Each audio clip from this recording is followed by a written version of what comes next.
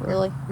If you don't do this when you get your first pigs, you might as well prepare for disaster. I'm Rod from Dowdle Family Farms, and I've talked to several people over the last several months who have had really bad problems after they got their first pigs because they were not prepared. When people start planning to get their first pigs, they usually focus on things like water, feed, housing, maybe even pen designs and rotational paddocks. All those things are important, but there are two things that you need to have your mind made up on, especially if you don't have a whole lot of farming experience or a whole lot of infrastructure on your farm. You need to have a solid pen that the pigs cannot escape from if things go wrong. Most pigs train very well to electric fencing, and they keep pigs in very, very well. But occasionally you'll have pigs that just do not respect the electric fence. And sometimes when we deal with new livestock, we just don't know how to work in a way that they understand. Pigs think differently than many other livestock, and certainly very differently from people.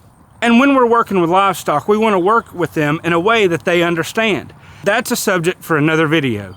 But if you aren't able to train your pigs to the electric fence very well, or if they don't work well in your system, or if somehow you're not able to keep a strong charge on the electric fence, or a host of other reasons, you want to have a pen that they cannot escape from. The primary reason is pigs will eventually get out.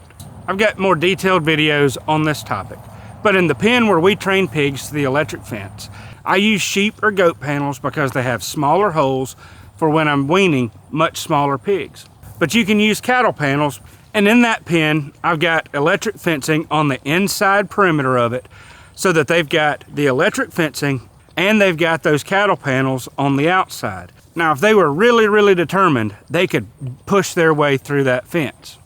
However, that is a very sturdy fence that'll keep pigs in if they don't respect electric fencing. And having a pen where you train the pigs to the electric fence from the very beginning, even if you get pigs that are already trained to electric fencing, will help you out a lot. We'll come back to that in a moment, but the thing that I've heard nobody talk about is how to develop a healthy, well-balanced relationship with your livestock. You see, developing a healthy, balanced relationship with your livestock is critical to your success. When people get their first pigs, they tend to gravitate to one of two extremes in keeping their pigs. And those extremes can be incredibly dangerous. Now, the first extreme is thinking that your pigs are gonna be your companion animals or best friends. If you treat your meat pigs as your best friends or companion animals, and if they have no fear of you whatsoever, you are setting yourself, your family, or your neighbors up for very dangerous situations. Now, if you're just getting feeder pigs at first, it may not seem that way because they're small, they're friendly, they'll eventually come up to you and rub against you and you'll have a great relationship with them. But eventually those pigs are going to get huge. They may not get as big as these breeding sows over here, but when you're getting them 200 or 300 or 400 pounds and you're trying to work them or give them a shot or load them into a livestock trailer, or if you're trying to sort them in a livestock trailer and they have no fear of you whatsoever, they can hurt you. I don't know if you noticed, but when I was putting the feed out for these pigs, they came up to me. In fact, they followed me around and I was able to get close to them while they were eating. I'd be able to give them a shot if I had to, and a couple of them I could pet. But they were still wary of me a little bit because they recognize that I'm not their best friend, even though I can be trusted. Let's check on the other part of the farm and see some of our other pigs, and let me show you more about what I'm talking about. Take Ferdinand for a minute. He's a friendly little guy. He's a friendly big guy, and he loves his head rubbed and back scratched and everything. But he's big, and when he gets hungry, he starts pushing things around.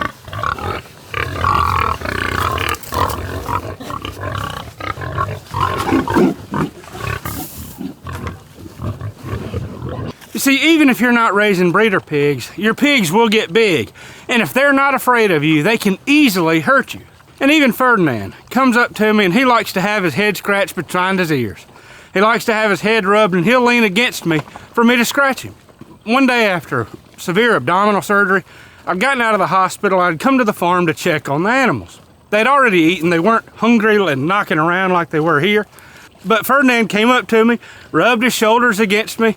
I wasn't set. I just had abdominal surgery. He knocked me to the ground and then crawled in my lap. He wasn't trying to hurt me, but he did. Now, the other extreme of that relationship is people will try to dominate their livestock. And that will lead you to a world of a lot of heartache and misery at some point. One of my neighbors had sold a couple calves to a particular buyer. This buyer came to pick up the animals. My neighbor couldn't be there, so I was going to help the buyer load those animals. He didn't have the best setup to load the livestock, but it was functional. That buyer pulled up in a new diesel truck, a really nice livestock trailer, and then he stepped out of the truck with a nice pair of cowboy boots, a hat, and worse yet, a whip in one hand and a rattle board in the other. I just made the casual observation, you're not going to need the whip or the rattle board. Nonetheless, he said he knew what he was doing. He used the whip and the rattle board, and we got those animals loaded up. Now let me say, he was not striking the animals with the whip. He was just making noise with it. This is not what I would call abusive behavior, but he did get those calves riled up much more than was necessary. Keep in mind, the calves were already pinned up in a barn. They were being loaded up on a livestock trailer. They'd been separated from their mothers for a couple hours now. Their mothers were off in the side watching what was going on, and they were a little tense. And a weaning process is difficult enough as it is. And the guy came out, got the livestock loaded, and did a fairly good job. But at the same time, those animals were stressed out more than was necessary. And it turns out when he got the animals home, one of the calves busted out of his fence, and he was running up and down the highway for 4 or 5 days, running 15 miles up a divided highway. It was a little intense. Now understand, I'm not bashing that person. I've been down that road before myself. Most livestock producers have similar stories that we're not proud of. You see, sometimes the younger we are, the more we try to dominate our livestock. It's always best if we can develop a healthy, balanced relationship with them. Now, there are several reasons that you want to develop healthy relationships with your pigs.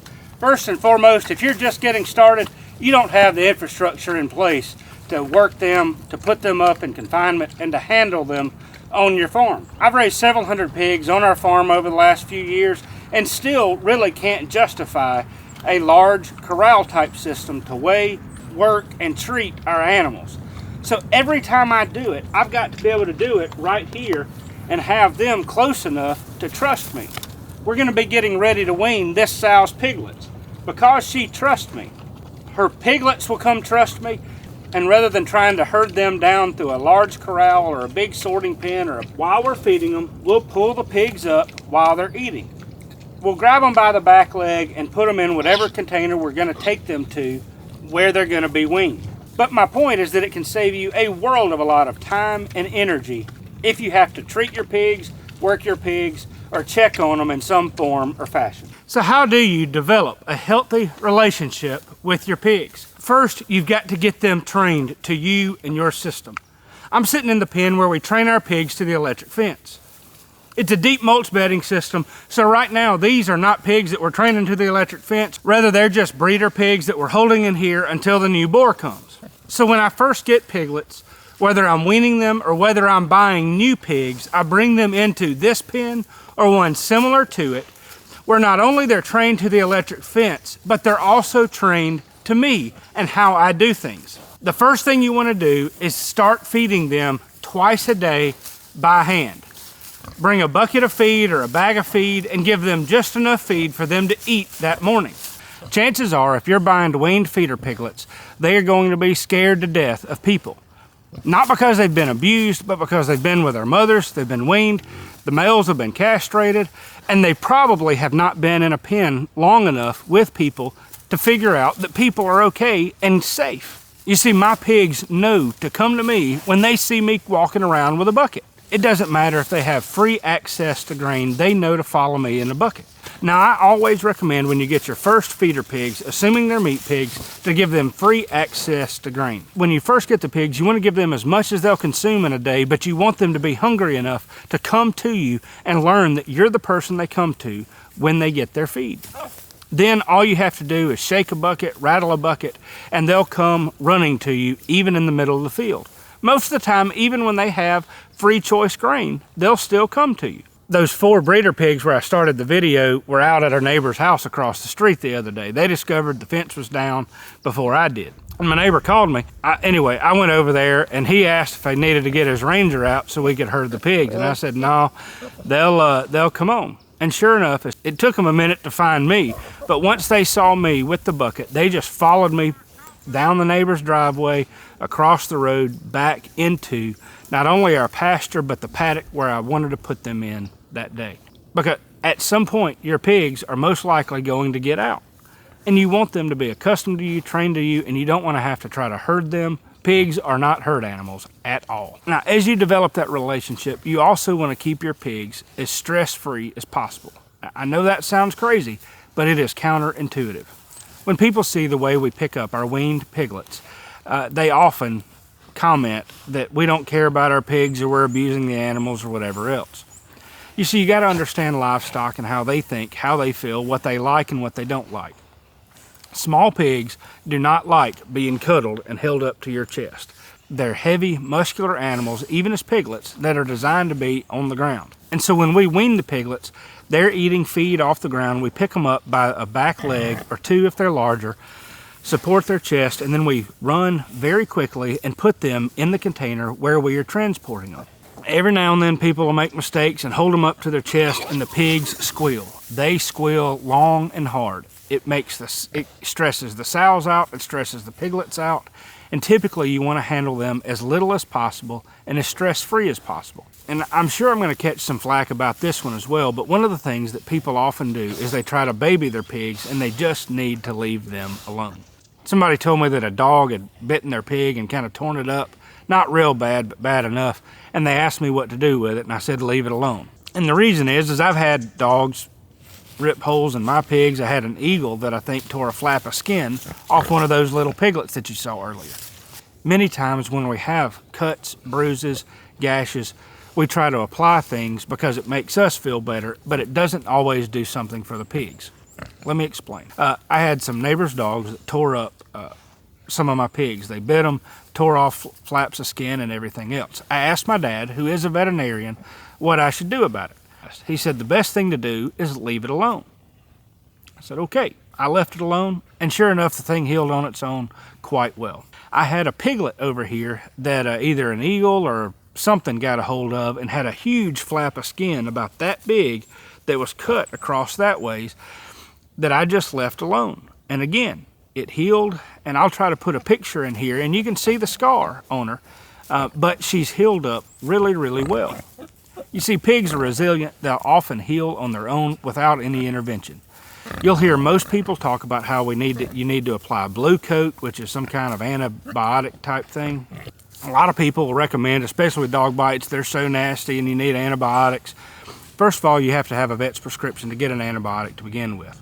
Now, if it's sick enough that it's laying on the ground and you can walk over to it and do whatever you need to it, the animal may need to be treated. But if it's moving away from you, chances are, if you just leave the thing alone, it's not going to be nearly the problem that you think it's going to be. Again, I'm not a veterinarian, my dad is, but a lot of times we can stress animals out more by trying to take better care of them than if we just leave them alone, especially for minor ailments. Of course, if you have too great of a relationship with your pigs, they may come up and sniff you on the backside. When it comes time to load your pigs on a livestock trailer, the best thing that you can do is start feeding the pigs in the livestock trailer a few days before. If you have 2 or 3 pigs, it's probably not going to be that big of a deal. If you have 15 or 20 pigs, it'll be a little bit bigger ordeal because all of them aren't going to want to climb in the livestock trailer at once, most likely. I usually use a 50-gallon water tank, put the feed in there, let the pigs jump in there, eat, jump out. Do that 2 or 3 times a day, every day, and the pigs will start learning to jump into the livestock trailer. You don't have to try to herd them. Y'all, I've been down that road where I've tried to lasso pigs and drag them into a livestock trailer. I promise you do not want to do that. I've been down that road, got the t-shirt, and don't want to handle that one again.